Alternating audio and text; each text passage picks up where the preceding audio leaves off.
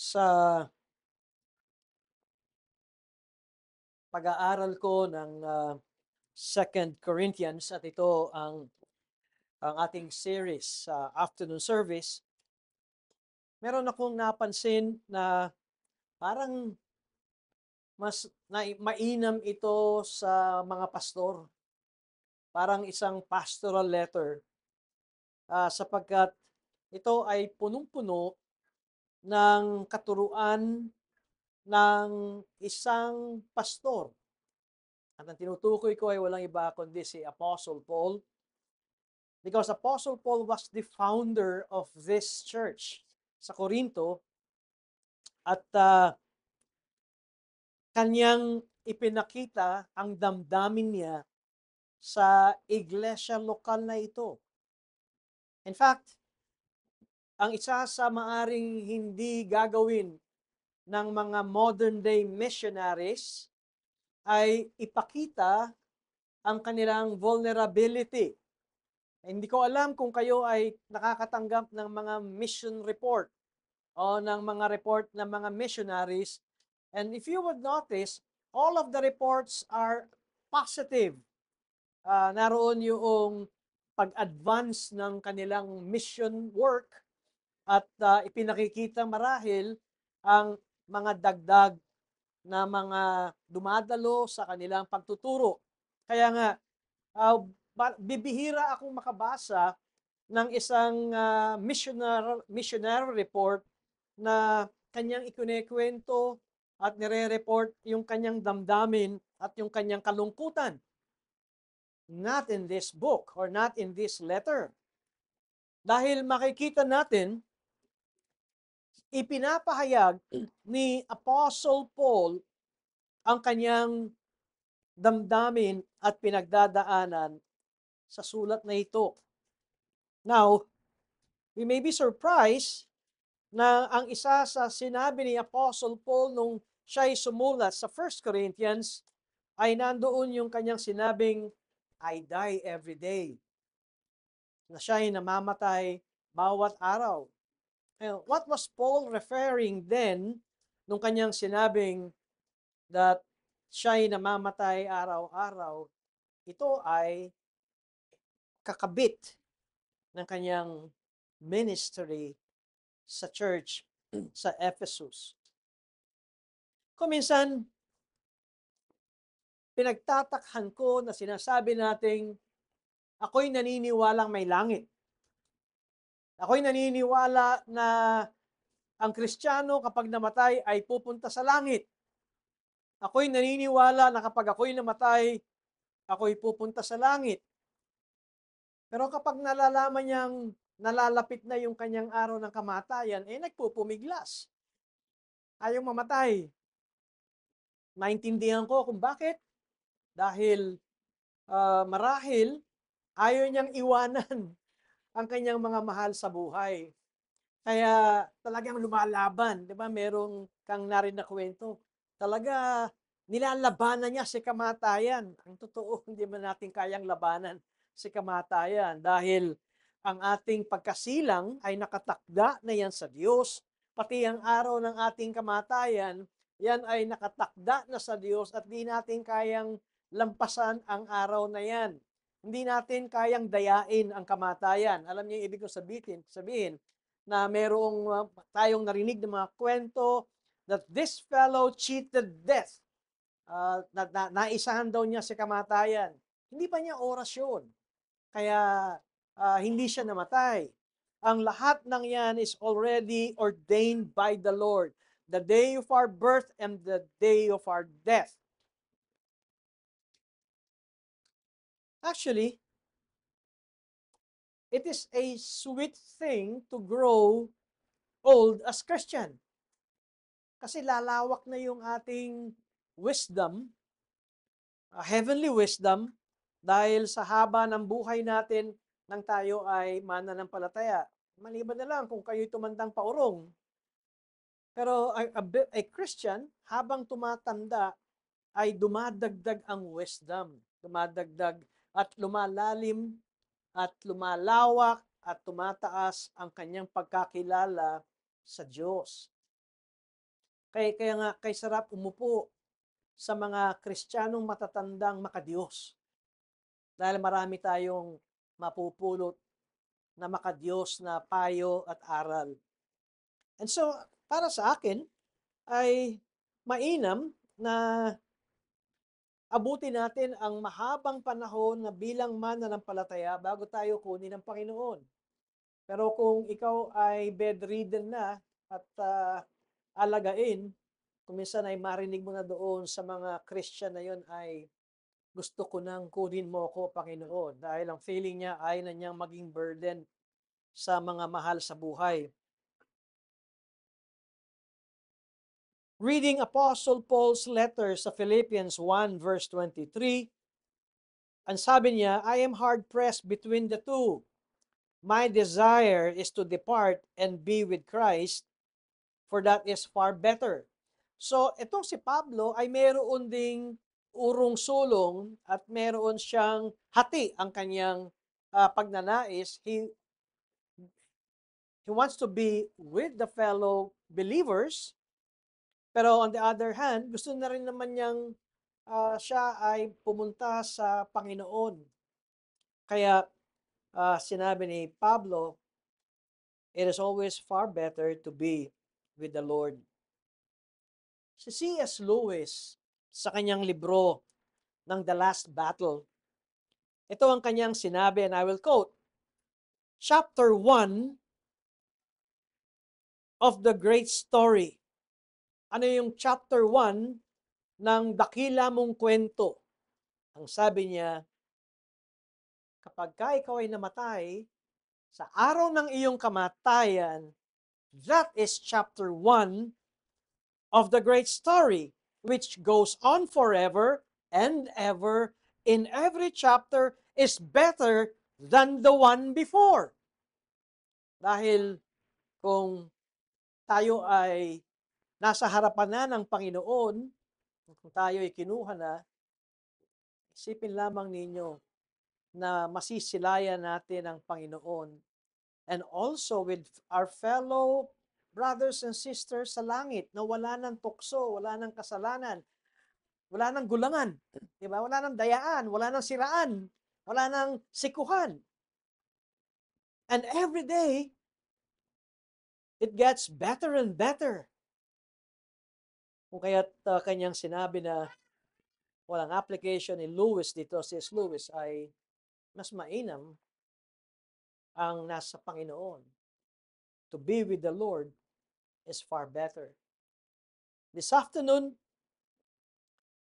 gusto kong tingnan natin ang pahayag ni Pablo na siya ay nasa panganib bawat araw at kanyang itinalaga na ang kanyang buhay sa Panginoon kung siya man ay mamatay na.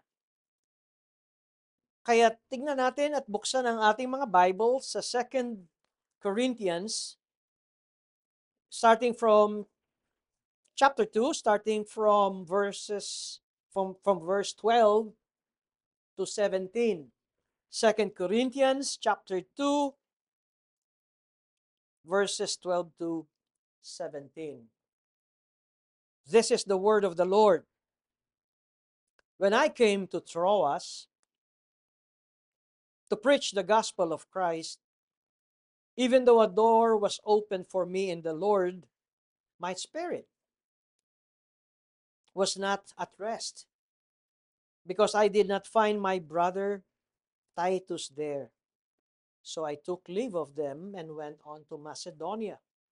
But thanks be to God, who in Christ always leads us in triumphal procession, and through us spreads the fragrance of the knowledge of Him everywhere. For we are the aroma of Christ to God among those who are being saved and among those who are perishing. To one a fragrance from death to death, to the other a fragrance from life to life. Who is sufficient for these things? For we are not like so many peddlers of God's word, but as men of sincerity, as commissioned by God, in the sight of God, we speak in Christ. We thank you, Father, for giving us your word. Once again, we pray that do open our minds and the Holy Spirit prepare our understanding as we study these verses that we have read, and may you give us soft heart and accept the things that are hard to accept, especially if we are still compromising our lives as Christian. May we learn to listen to the teachings and example of Apostle Paul as we also apply it to our lives. Do help us. And this is our prayer in Christ's name. Amen. Paul's life is an example of what I would say a vibrant spiritual life. And if we continue to study this book, the Second Corinthians, we will learn that a vibrant Christian life or a spiritual life will be a life full of challenges that would require humility, self-sacrifice, and joyfully following Christ as his example. Remember, Paul said, "Follow me as I follow Christ." Now, the basis of following Apostle Paul is because he is following the Lord Jesus Christ. Now, in following the Lord Jesus Christ, we have to remember that on the onset of his discipleship teaching, Christ said to his disciples, "Do you want to follow me? Then you have to do this. Pick up your cross, deny yourself, then follow me." So it's not just being just a learner. Kuminsan yun ang akala natin, that a disciple is a learner. It is true that a disciple is a learner, but a disciple is not only a learner, but also a follower. Coming from the word discipline, ito ang disciple. So if you are a disciple, you are a disciplined learner, a disciplined follower of the Lord Jesus Christ. At naroon ang kanyang simulain ng pagturo sa kanyang mga followers. Isipin ninyo, umpisa pa lamang ito na kung gusto niyong sumunod sa akin, pick up your cross. Deny yourself. Para bang ibang-iba no, sa mga bagong churches ngayon. Para bang sa churches ngayon ay ang nagiging motivations ng church ay yung stats, statistics, numbers. Pag maraming dumadalo ay okay na to. And even in the acceptance of membership ay hindi dumadaan sa scrutiny dahil that church is after stats or statistics. Pero pag tinignan natin ang teaching ng Bible, hindi bilang, hindi yung dami, o hindi yung mga sumusunod at namumuhay ayon sa kalooban ng Diyos. Kaya nung sinabi ito uh, ng Panginoong Jesucristo sa kanyang mga disciples, na imagine niyo, karon tayo ng, madalas ko marinig to, sanctified imagination, na si Kristo ang nasa ating unahan. Siya ang ating sinusundan. At dahil tayo ay mga Christians, sinasabi natin that I am a follower of Christ. Just imagine, eto si Kristo, sumusunod tayo. At ang sabi ni Kristo, ang sumusunod sa akin, buhatin ang krus. At pagkatapos ay itakwil ang kanyang sarili. Alam natin ang ibig sabihin nito. Yung selfish mo, yung pagiging makasarili mo, yan ay dapat na iyong ibaba. Napansin ba ninyo na kung sinabi ni Christ, if you want to follow me, pick up your cross. So, yung ating master ay merong cross, tayo ay may cross na binubuhat at ating tinatalikuran o tinatakwil ang ating sarili, that we deny ourselves. Napansin ba ninyo na yung ating paglakad is a walk of death? O kaya death march? Kasi nandun yung word na follow Christ, pick up your cross, and deny yourself. Kaya, following Christ is like a death march. At nung sinabi ni Apostle Paul that I die every day, kung i-connect natin ito, parang sinasabi ni Apostle Paul na araw-araw ay nandun ang kamatayan sa akin. Now, let's go to the passages that we read. In verses 12 and 13, ito yung sinasabi ko that Apostle Paul was not ashamed to admit his vulnerability. Hindi siya nahihiya na kanyang sabihin, pati siya ay nadidepressed. Dahil kanyang sinabi that when I came to Troas, ang Troas now is the modern day Turkey, by the way. When I came to Troas to preach the gospel of Christ, even though a door was open for me in the Lord, ang ibig sabihin nito, yung preaching ministry ni Apostle Paul sa Troas ay nagbubunga. Even though ay maging point nun, successful yung aking gospel preaching, my spirit was not at rest. Because I did not find my brother Titus there. Yung word na my spirit was not at rest is a clear indication na si Paul ay may dinadalang damdamin at kalungkutan. Dahil meron silang usapan ni Titus na ang kanilang pagtatagpo o yung rendezvous nila ay sa Troas. Hindi niya natagpuan si Titus sa Troas. Kaya yun ang sinabi niya na my spirit was not at rest because I did not find my brother Titus there. So I took leave of them and went on to Macedonia. Nakita niyo yung point? Successful ang ministry ni Apostle Paul sa Troas, and yet iniwanan niya. At gusto niyang hanapin si Titus, kung kaya siya nagpunta ng Macedonia. Ano ba yung background nito kung matatandaan natin? Well, ang background nito, kung nasusubaybayan ninyo ako, merong mga false apostles na umaatake at bumabangga kay Paul. At itong false apostles na ito ay pumasok sa Corinthian church at naimpluwensya ng Corinthian church at mayroong mga members or even leaders ng Corinthian church na kumalaban kay Apostle Paul dahil sa influence or instigation ng mga false apostles. That Paul was criticized.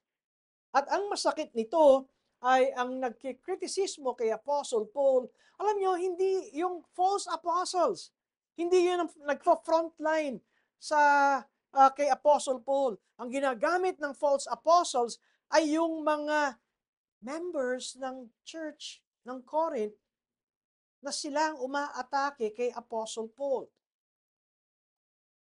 And so, Paul left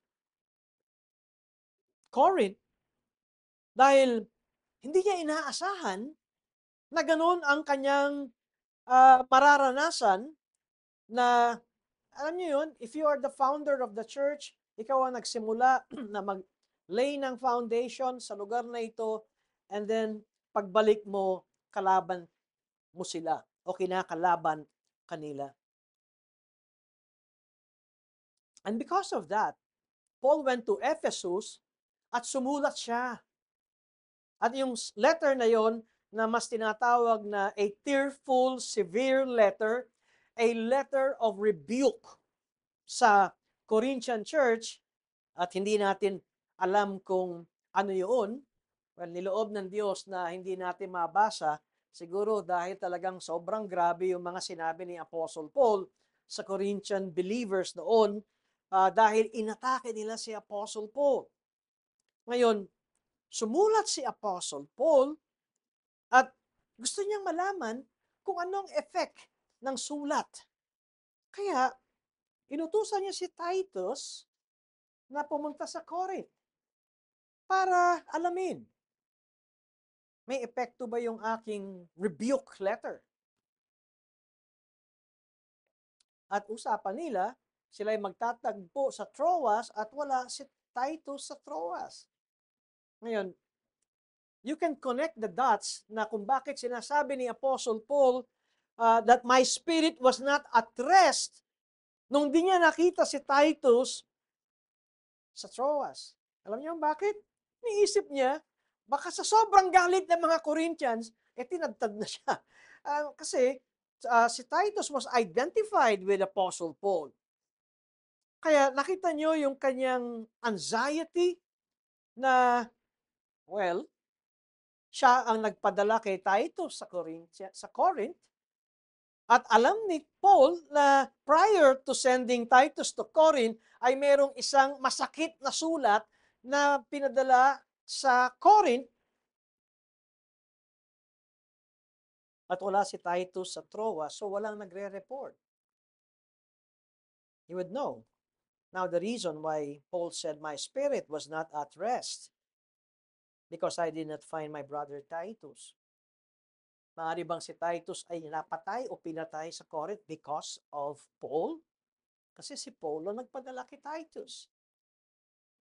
Kaya kahit na successful yung kanyang gospel preaching sa Troas, Paul left Troas and went to Macedonia.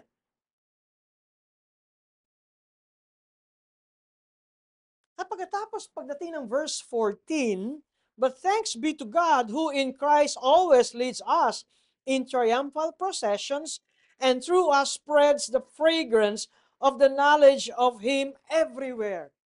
Alam niyo, ang mga Bible students na who would try to examine these passages, yung 12, verse 13, and verse 14, some Bible students ay nagsabing, teka muna, mukhang these three passages are not in sync. Hindi ito tama. Kasi verses 12 and 13, clearly, Paul is opening his heart, yung kanyang pinapakitang siya'y nadidepressed. Pagkatapos, verse 14, nagpupuri sa Diyos. Di ba? Para bang walang connect.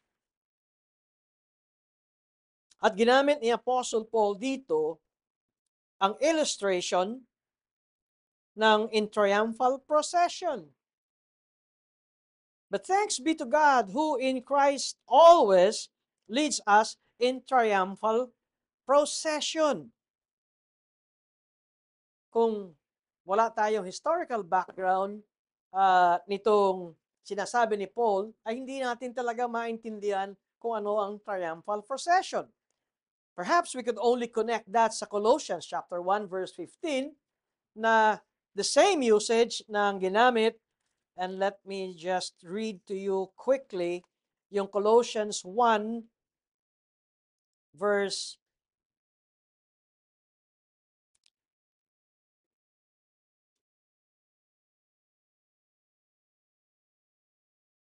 Did I get it right?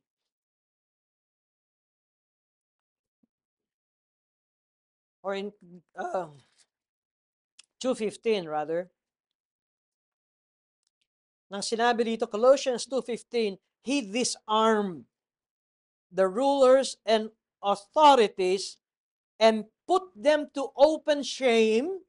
Now, sa ESV, by triumphing over them in Him. Now, in Colossians 2:15, same Greek word doon sa triumph or triumphing over them.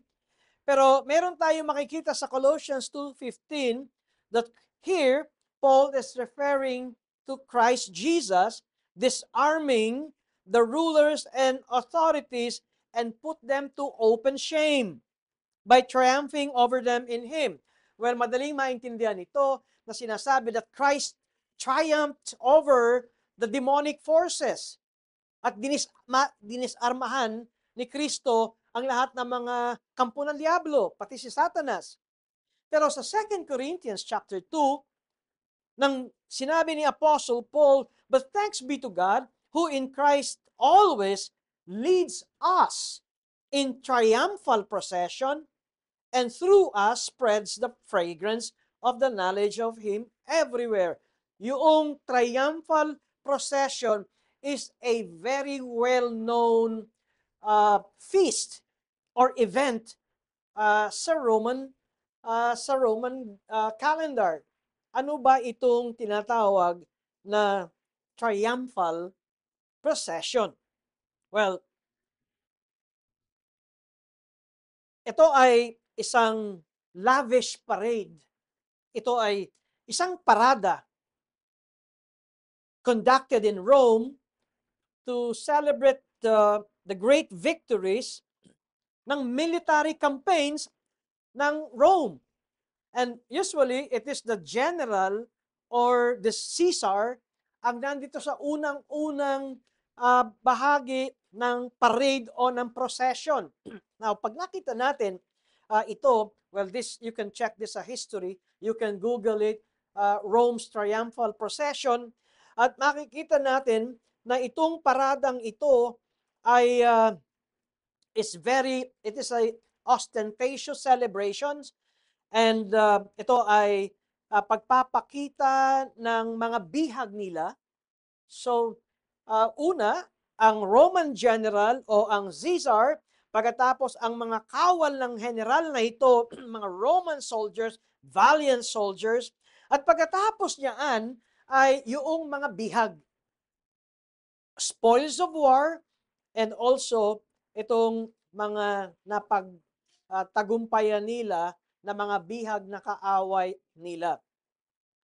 And so, sabi ko kanina, it is an ostentatious celebration. In fact, parang natatandaan ko sa record ng Roman history, there were 350 triumphs recorded in ancient literature and description kung papaano itong parada na ito.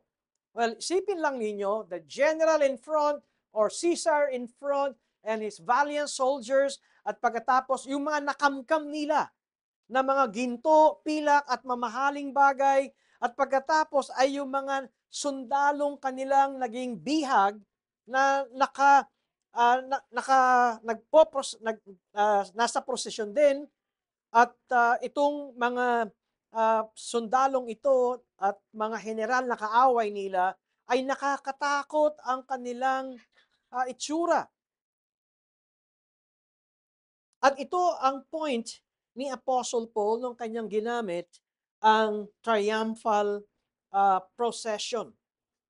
And this event is the highest honor any Roman Caesar or general could receive, o kaya ay siya yung nandoon sa harapan na nangunguna sa triumphal procession na ito.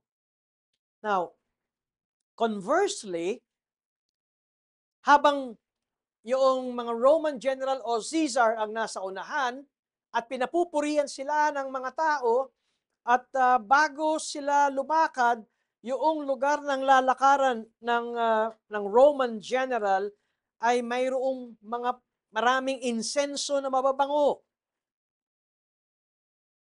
And conversely, to be led as a prisoner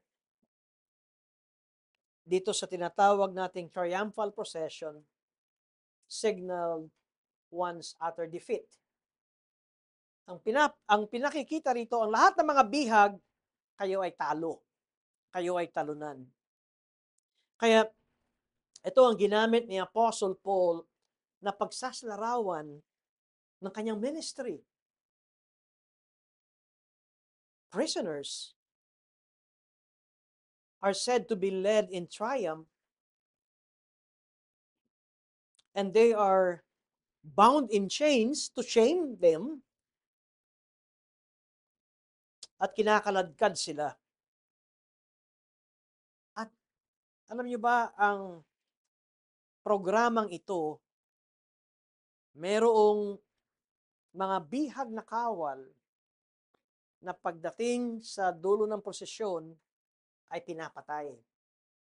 Sila'y namimili ng mga bihag na kawal na kanilang pupugutan ng ulo at papatayin.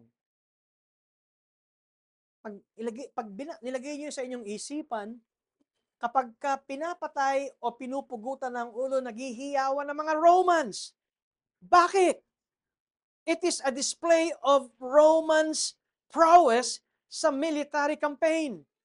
At yung pagpugot ng ulo ay pagpapakitang hindi nyo kami kayang tapatan at labanan. At meron silang mga incense at yung mga labi ng mga kawal na pinatay is also an offering to their god Jupiter. Kaya yung mga labi na yon ay offering nila sa kanilang Diyos-Diyosan. Ngayon, saan papasok dito ang kwento ni Apostle Paul? Now, in verse 14, you would notice that Paul is the direct object of the verb. Meaning, Paul was not the subject. Meaning, Paul is not the one leading the triumphal procession. Rather, Paul is the one being led in it like a prisoner of war. Ngayon, alam natin na ito ay metaphor. Ito ay pagsasalarawan ni Pablo. At ano ang sinisignify ni Apostle Paul ng kanyang binanggit na sinasabi niya, tingnan mo, but thanks be to God, who in Christ always leads us in triumphal procession. Ngayon, si Pablo ang kinakaladkad. Leads us, kasama rito ang kanyang mga messengers, fellow apostles, sila ang kinakaladkad. Sila ang mga prisoners. And this is what Paul is trying to portray nung kanyang binanggit ito. Because those who were being led dito sa triumphal procession na ito ay a clear message to reveal the glory of the one who conquered them. Kaya yung mahabang prosesyon na yon ng mga sundalo ay lalong nagpapayabong at nagpapataas sa Roma na sila ay magiting at makapangyarihan. But because Paul used this as an illustration, ano ang nais ipakita ni Apostle Paul dito? That as one being led in triumph, God is leading Apostle Paul to his death. Ang ibig sabihin nito, katulad nung binasa natin sa Colossians chapter 2 verse 15, that Christ disarmed the rulers and authorities and put them to open shame by triumphing over them in Him, ay pagpapahayag ni Paul that God, as the victor, has disarmed all the enemies of Christ or of God. Now, ano ba si Pablo noon? Paul was God's enemy. Natatandaan ninyo? Nandoon siya sa first martyr na pinatay ng stoning na si Stephen. Paul belonged to the party of the persecutors. Kaya ang pinapakita ni Apostle Paul dito as the enemy of God's people. Kaya nga siya pumunta sa Damascus para hulihin ang mga Christians at dalhin sa Jerusalem at ipakulong. Now, as the enemy of God's people, God had conquered Paul at his conversion call on the road to Damascus. And now, leading Paul as a slave of Christ. And you would remember, you would see na one of Apostle Paul's favorite term for himself as an apostle ay tawag niya slave of Christ. At ang picture na pinapakita ni Apostle Paul dito, now that he is a slave of Christ, na ipinaparada at siya ay merong ding death march, and now Paul, as a slave of Christ, displays or reveal the majesty, the power, the glory of God who is his conqueror. Ang kanyang commander, ang kanyang conqueror ay walang iba kundi ang Panginoong Hesukristo. And that is why hindi uh, hindi off tangent o hindi magkahiwalay ang 12 verse 12 verse 13 and verses 14, 15 and 16 dahil totoong ipinakikita ni Apostle Paul na siya ay mayroong pagkagulumihanan sa kanyang isipan at sa kanyang damdamin. And yet, bakit ganito ang buhay ni Apostle Paul? Dahil ang kanyang sinasabi, because I am a slave of Christ. Ngayon, doon sa mga slaves na napagtagumpayan ng Roman army, may pinapatay as a sacrifice to their god Jupiter, pero meron ding kinukuhang mga slaves. At ang first choice, syempre, ay ang Roman general o ang Caesar. Siya mamimili kung sino ang gusto niyang maging slave at forever slave na yon na magiging magtatrabaho ng walang bayad sa kanyang tahanan. At dito'y pinapakita ni Apostle Paul sa triumphal procession, si Kristo ang conqueror at si Paul ay ang isa sa conquered rebel o conquered soldier na talunan. Kaya pag nakita natin ang context ni Apostle Paul sa verse 14, that Paul's suffering here portrayed in terms of being led to death in the Roman triumphal procession. At ang suffering ni Apostle Paul is the means through which God is revealing Himself. Ang isa sa makikita nating tema ng 2 Corinthians, ang sulat ni Paul sa 2 Corinthians, ay ang kabaligtaran ng pag-iisip ng mga tao. Anong ibig ko sabihin kabaligtaran? Na ang isang slave, ang isang conquered person ay makapagbibigay ng tagumpay sa plano ng Diyos. Natandaan niyo yung sinabi ni Apostle Paul, he prayed 3 times to the Lord na gusto niyang matanggal yung tinik sa laman, the thorn in the flesh. At ano yung sinabi ng Diyos? Tinanggal ba ng Diyos yung tinik sa laman ni Pablo? Hindi. So meron pa rin siyang tinik sa laman. At ano sinabi ng Diyos? My grace is sufficient for you. Sa 2 Corinthians, sa makikita natin ay ang kahinaan ng isang lingkod ng Diyos. And yet, this weak servant ay naging instrumento ng Diyos sa pagpapahayag ng Ebanghelyo. Hindi ba't baligtad sa pananaw ng mga tao? And so, Paul's suffering became the fragrance of the knowledge of God. At ito ang siyang kumakalat.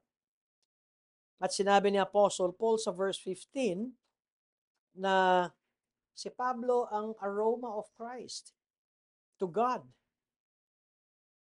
At ito ang kanyang tungkulin. Ngayon, bakit nga ba Pag binabasa natin ang mga sulat ni Pablo o pag-aaralan natin ang ministry ni Apostle Paul ay talagang suki ito ng suffering.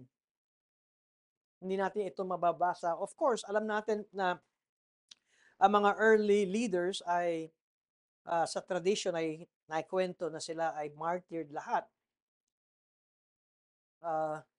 Merong isang kwento na si Apostle John na huling-huling apostol na namatay ay nilubog daw sa kumukulong tubig, hindi namatay. Ay kumukulong oil, hindi namatay. Kaya siya ay dinala na lang sa Patmos as exile. Pero at the end ng buhay nila, sila rin ay pinatay as martyrs. So lahat ng mga apostles ay martyred at pinatay dahil sila ay mga alagad ng Panginoong Jesus. Pero si Apostle Paul, mababasa natin na parang napakarami ng kanyang suffering. Why? Dahil ito yung sinabi ng Diyos sa isang disipulong si Ananias, na nung sinabi ng Diyos kay Ananias sa Acts chapter 9, puntahan mo ang taong ito, at siya ay nananalangin. Ang sabi ni Ananias, ayoko nga, paraphrase. Mas kilala yan na siya yung nanguhuli ng mga Christians at ipinakukulong. Ananias was referring to Apostle Paul. Hindi pa siya apostol noon. Ano ang sinabi ng Panginoon kay Ananias? He is my chosen vessel. At ipakikita ko sa kanya ang maraming suffering niya para sa aking kalooban. And so, kung makikita natin, siya lamang ang apostol o mababasa natin na tinawag ng Diyos na mag-suffer ng sobrang hirap. At pag binabasa nga natin ang mga sufferings dito sa 2 Corinthians ni Apostle Paul, nakakagulat, buhay pa siya. It's because God sustains him.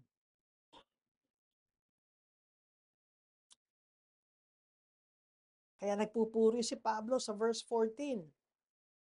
At ang kanyang pagpupuri ay kinonekta niya sa verses 15 and 16. Na dahil sa kanyang suffering, na ipapahayag ang Diyos sa mga tao sa pamamagitan ni Jesucristo. At tingnan niyo ang sinabi ni Apostle Paul, doon sa mga naliligtas, those who are being saved, welcome, Apostle Paul, kahit na siya ay nagsasuffer. They welcome Apostle Paul, and this welcoming of Apostle Paul is an expression that they are saved. Doon naman sa mga napapahamak, to those who are perishing, they reject Apostle Paul, and the suffering of Apostle Paul sa mga nagre-reject ay sa kanila, that's foolishness. Without knowing that the rejecter of Apostle Paul's ministry is rejecting God. Kaya nabanggit ni Apostle Paul dito sa verse 16 on sa may letter on yung sa may bandang huli, who is sufficient for these things? Sino ang makagagawa nito? Alam niyo, ang sagot niya, no one. Pero on the other hand, pwede rin sabihin ni Apostle Paul, I am sufficient because I am who I am by the grace of God. So nagawa ito ni Pablo dahil sa biyaya ng Diyos. At pagdating sa verse 17, ito na ang mga false apostles. For we are not like so many peddlers of God's word, but as men of sincerity, as commissioned by God. In the sight of God, we speak in Christ. So, kinukumpara ni Pablo ang kanyang ministry sa mga false apostles. At ang ginamit ni Apostle Paul na term dito ay peddlers of God's word. Ang word na peddler ay Ang description nito ay yung mga nagtitinda sa palengke. At notorious nung ancient time ang mga tindero sa palengke. Alam niyo bakit? Madaya timbangan. Bakit sila nandadaya sa timbangan? Para kumita ng malaki. O kaya sasabihin nila ay ah, tunay yan. Urig ba to? Oo, urig yan. Tunay yan. Pag uwi mo na discover mo 295 na fake ka. Ito ang term ng peddlers. Ito ang ginamit ni Apostle Paul. They peddle the word of God for profit. At pagkatapos on the other hand, ang sinasabi ni Apostle Paul, but we are not peddling the word of God, but as men of sincerity, as commissioned by God in the sight of God, we speak in Christ. Ang totoo, ang sinasabi ni Apostle Paul ay, we did not even ask for money. Hindi kami humingi ng pera. Pero itong mga peddlers na ito ay nagde-demand ng bigyan nyo kami ng pera. Well, is Apostle Paul against supporting the ministers of God's Word? No, he's not against that. Kasi sa 1 Corinthians chapter 9, ay merong sinabi si Apostle Paul ng kanyang turo, ang sundalo ay dapat bigyan ng armas. Ang mga magsasaka ay ang unang dapat na kumain ng kanilang hinarvest sa kanilang bukirin. Ang pastol ang dapat na unang umani at makinabang sa inaalagaan niyang tupa. Ano ang sinasabi ni Apostol Pablo sa 1 Corinthians chapter 9? Those who proclaim the gospel should live or should get their living by the gospel. In 1 Corinthians chapter 9 verse 14, itong sinabi ni Apostle Paul, in the same way, the Lord commanded that those who proclaim the gospel should get their living by the gospel. So Apostle Paul is not against supporting the ministers of God. Katunayan, utos ng Diyos, ang sabi ni Pablo, na ang mga mangangaral, tiyakin ninyo na ang inyong mangangaral ay nabubuhay sa kanilang pangangaral. And this is the reason why most of us, Reformed Baptists, believe that if you enter into the full-time ministry, ay ang ministry mo ay full-time preaching of God's Word and prayer.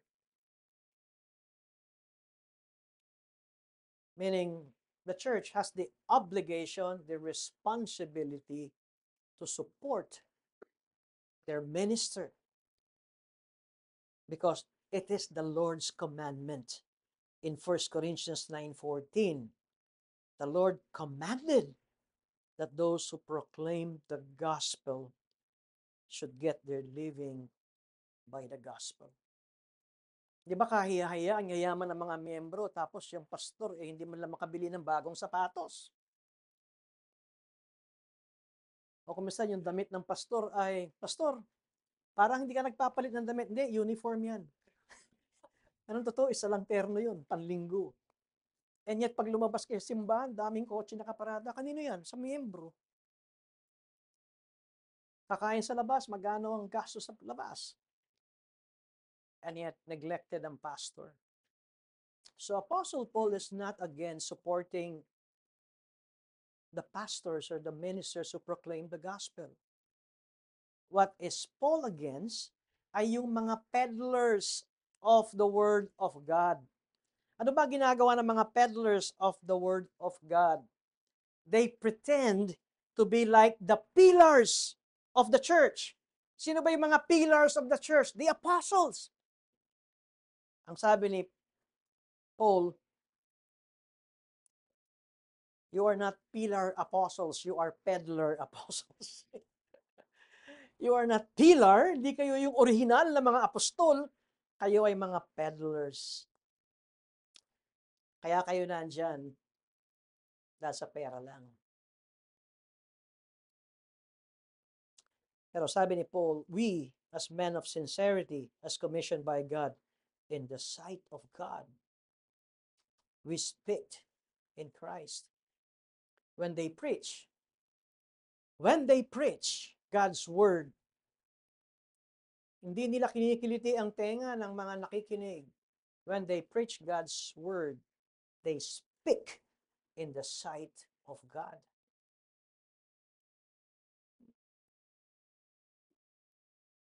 At kaya hindi maka-ubra-ubra itong mga false apostles kay Pablo. Dahil kitang-kita ni Pablo ang kanilang kulay. Now,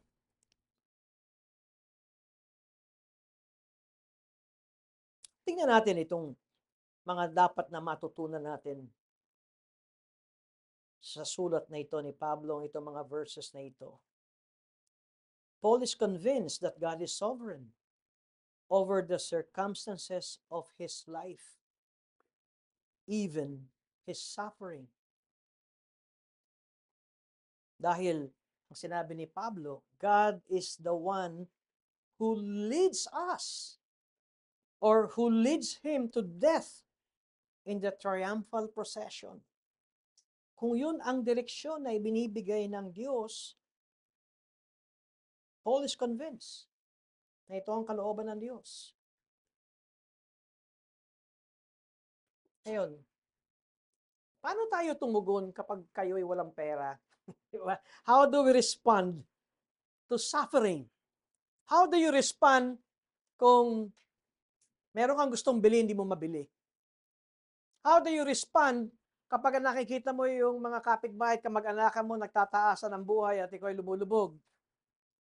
How do you respond kung inaaway ka? Kung mayroong mga kaaway ka at parang ikaw ay sina-sharpshooter ng kaaway mo, ikaw ay ina-isolate. How do you respond? How do you respond kung sa tingin mo ay kulang ang iyong pananalapi to cope up with your, ano ba yan, needs ba yan o yung wants? Kung minsan, ang hirap ma-differentiate ng needs sa want. Kasi gusto ko to, gusto ko to, gusto ko to. How do we respond? How do we respond kung tayo ay inaatake? Inaaway? Tatandaan ko, meron ako nabasa sa quotation ni R.C. Sproul. Sabi niya, kapag siya daw ay inaatake at tinatapunan ng mga malicious na mga pagbintang,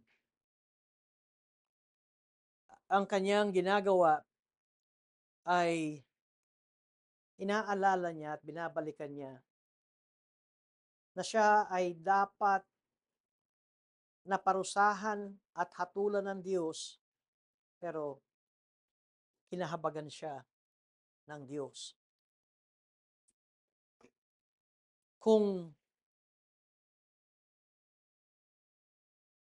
ikaw ay sasabihin ng mga tao na ikaw ay hipokrito, mapagkunwari, makalaman, lahat masama, maitim ang budhi, para bang ang sagot nun ay, oo, tamang lahat yan.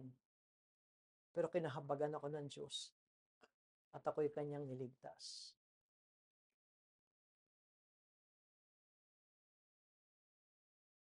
Nakita niyo si Apostle Paul, kahit na siya ay pinagkaisahan ng Corinthian Church, na kanyang pinastoran, na siya ang founder. Nakikita ba ninyo yung puso niya na gusto niyang makipagkasundo sa kapatiran sa church na ito?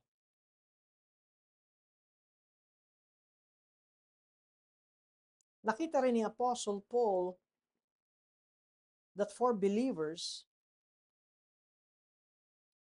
ang suffering sa mundong ito ay maaring maging kaparaanan or conduit for the revelation of God's presence and power. Yung kahirapan mo, yung kahirapan natin, yung alam ng mga tao sa paligid natin, alam ng mga tao sa nakakakilala sa atin, kapos tayo sa buhay.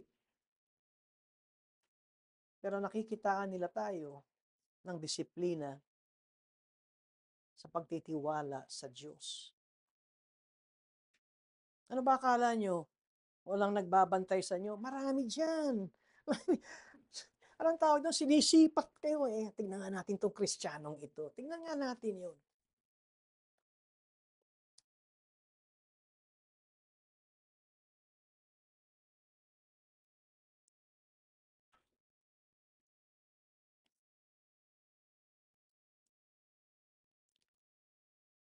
At para kay Pablo,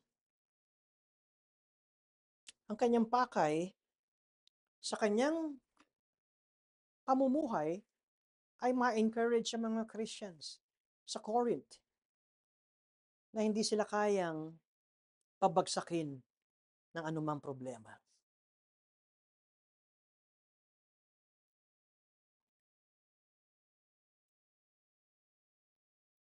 Tanungin ko kayo, do we show a growing trust in God's sovereignty over the circumstances of life? Minsan nagpaplano kang may gawin sa buhay mo.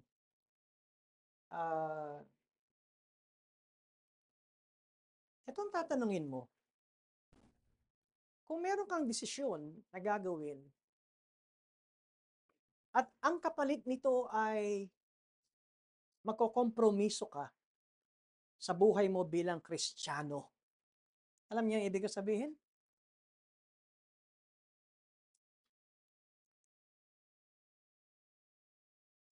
Kapag ka maliwanag na alam natin na ang gagawin ko ay I may be violating o disregarding o may mapapabayaan ako na alam kong tungkulin ko bilang isang anak ng Diyos.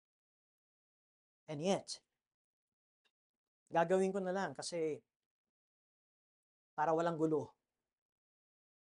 Paano yung iyong relationship sa Panginoon at sa iyong church? Simply put, oferan ka ng trabaho, 200%, linggo-linggo, magtatrabaho ka. 200% ng sweldo. Pero linggo-linggo. Pera? O samba at pagsunod sa Diyos? At kung magmamadali ka, sayang, hindi ko kikitain ito eh. Kaya nga, pinagpapalit yung linggo dahil hindi ko kikitain ito. Simple lang. Yung Lord's Day lang pinag-uusapan. Hindi pa yung araw-araw na buhay. And so, do we show a growing trust in God's sovereignty over the circumstances of life? Or do we, meron bang paglago? Or there is an increasingly reflection or pagbabago na mayroon tayong kapayapaan at mayroon tayong pagpupuri sa Diyos kahit na nagdurusa tayo. Nakita niyo si Apostle Paul Hindi niya itinatago ang kanyang problema, ang kanyang pagkabalisa. Biglang nagpuri sa Diyos. Dahil lang pinakikita niya, kahit na siya'y balisang balisa, ako'y magpupuri sa Diyos.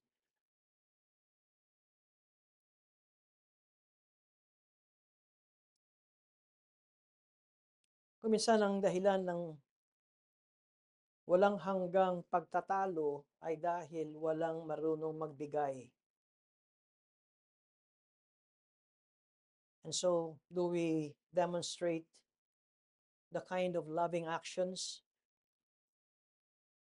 that flow from a willingness to give up our rights for the sake of others? Minsan ay alam mong tama ka, pero pag ipinilit mo ang iyong pagkatama sa ngayon, ay maaring ito ay mauwi sa walang katapusan na ingay at gulo. Kaya ba natin pigilan ang ating sarili? Manahimik sa ngayon at ilabas ang tama sa tamang panahon. Nakikita ba sa buhay natin that we are indeed Christians? Na talagang tayo ay mga tagasunod kay Kristo. Bakit ko sinasabi ang mga bagay na ito? Dahil ito tayo.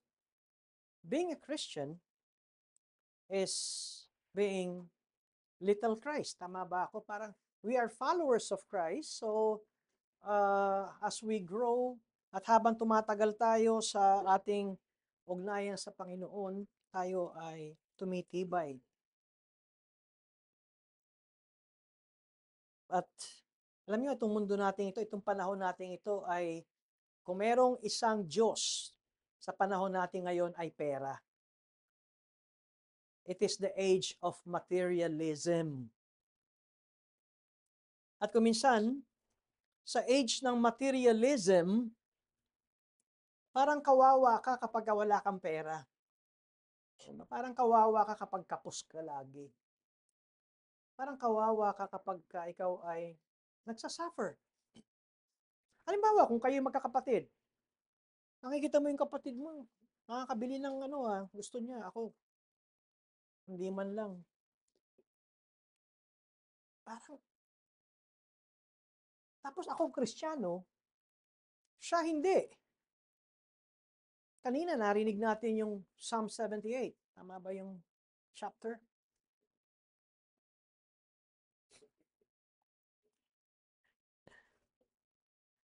Bakit ang mga unbelievers ang tumataba?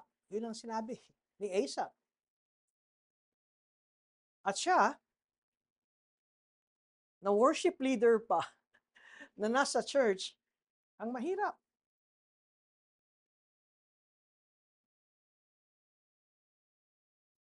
Pumapasok ba sa isipan niyo na kayo ay naaawa sa inyong kalagayan dahil kayo ay nagsasuffer? Samantalang ang isang ipinapakita sa atin ni Apostol Pablo, siya na nasa ilalim sa mata ng mga tao ang paraan ng Diyos na para ang bango ng kaalaman ng Diyos ay maipangalat sa marami.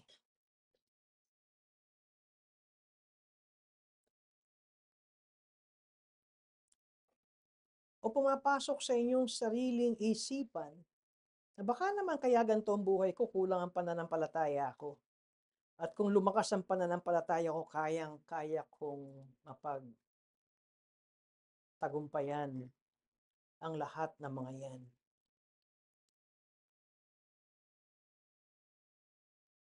Well, kapag nakita natin ang doctrine of the sovereignty of God, walang aksidenteng nangyayari sa buhay natin. Kaya tignan natin ang katuruang ito. Pagdating sa pananampalataya natin, nakikita natin yung katuruan that the just shall live by faith. At narinig natin kanina ang turo ng justification by faith alone. At may idudugtong ang mga ibang reformers, but this faith is not alone. Ano ang kanilang paliwanag kung ba't sinasabing this faith is not alone? We are justified by faith alone. It is just a receiving of what Christ did for us. Wala naman tayong ginawa. Well, it was John Owen. Natandaan ko to kanina nung narinig ko ito sa pangangaral at pagtuturo. It was John Owen who said, now, pag tinuturo natin, walang condition ang faith, but actually, ang sabi ni John Owen, actually, that is the condition. You have to receive it by faith. But the condition is not of merit, but of connection. Nung binabasa ko to, anong ibig sabihin? Ganito lang yung kamay natin. Wala tayong ginawa. So, walang merito. At nung tinanggap natin ang gawa ni Kristo, now we are connected with Christ. Kaya importante sa turo ni Apostol Pablo ang integridad sa buhay natin bilang mananampalataya.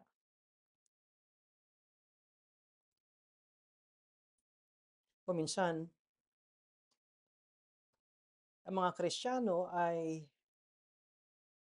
pinaghihiwalay ang kanilang pribadong buhay sa church life. Alam niyo ibig kong sabihin? Sa church life, Kristiyano sila. Pero sa private life, ang puso nila at gawa nila is unchristian. Alam nyo, there is no dichotomy between the private and the public spheres of our life. Walang hati. Our actions are a manifestation of our moral condition. Anong ginagawa mo sa pribado mong buhay? Nawa, hindi tayo yung mga Christians na ang understanding natin why we go to church is we need to take a shower para linisin tayo sa ating mga maling ginawa ng isang linggong nagdaan. Kundi, meron tayong pag-amin, yes, we are still committing sin, pero itong sinasabi nating we are justified by faith alone, but this faith is not alone. Ang sinasabi dahil ang buhay nating Kristiyano is a journey. Ito ay paglalakbay. Mabagal man ang hakbang natin o mabilis man ang hakbang natin, tayo ay naglalakbay patungo sa kaluwalhatian from glory to glory to glory. And so the manner of our lives ay makitaan ng a life of repentance. Ang isang Kristiyano ay punong-puno ng buhay ng paglapit sa Diyos at paghingi ng kapatawaran sa kanyang ginawa. Nakagawa ka ng kasalanan, repent. Lumapit ka sa Diyos. At ito'y lumalago and there must be increasingly growth sa iyong character as a child of God.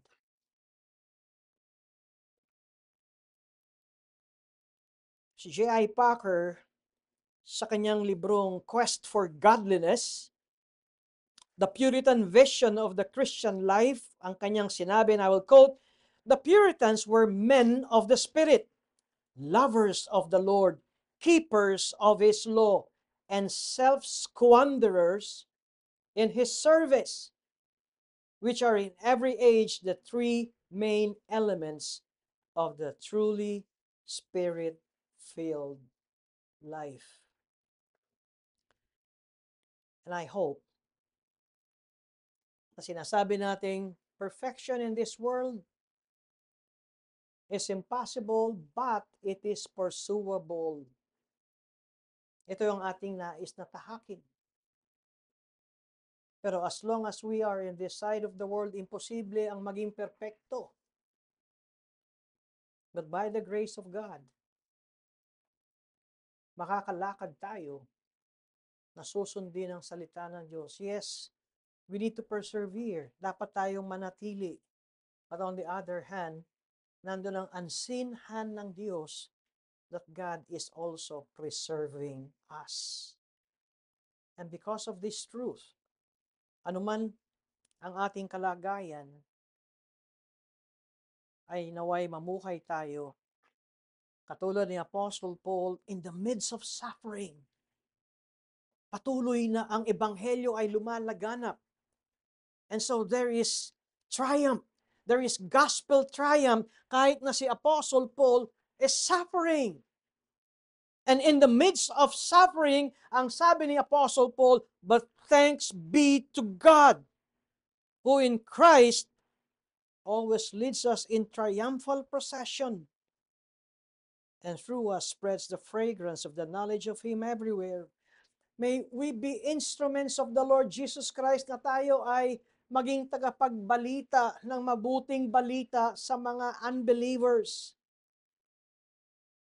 Alam niyo, kung may tumanggap man o konti, kung marami mang tumanggap sa ebanghelyong ating binabahagi, o konti man ang tumanggap, sapat na kung tayo ay mga anak ng Diyos at narito ang ating pagkaunawa sa Kanya. Tulad ni Pablo sa verse 15, ang sabi niya, for we are the aroma of Christ to God.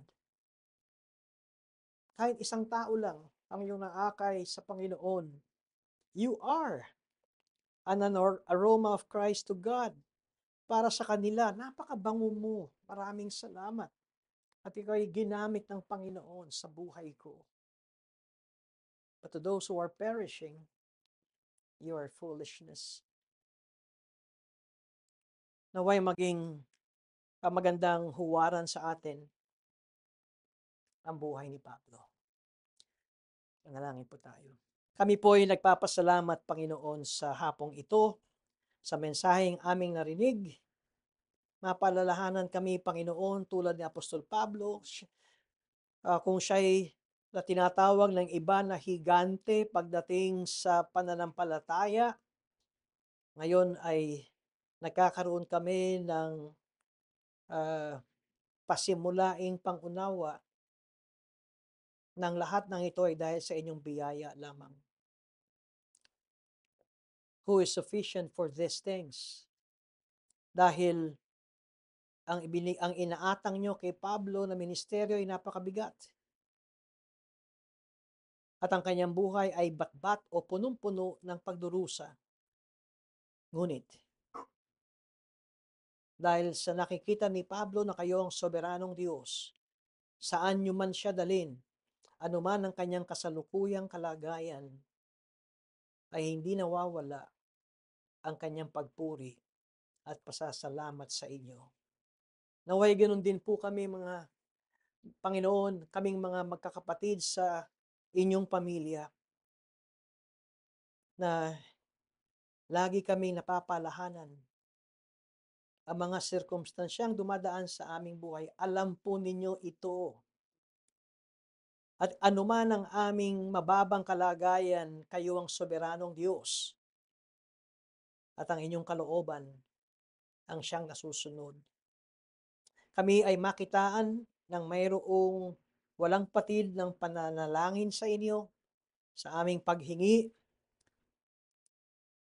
at wala ring patid ng pagpapasalamat at pagpuri sa inyo. Sa ngalan ni Jesus. Amen.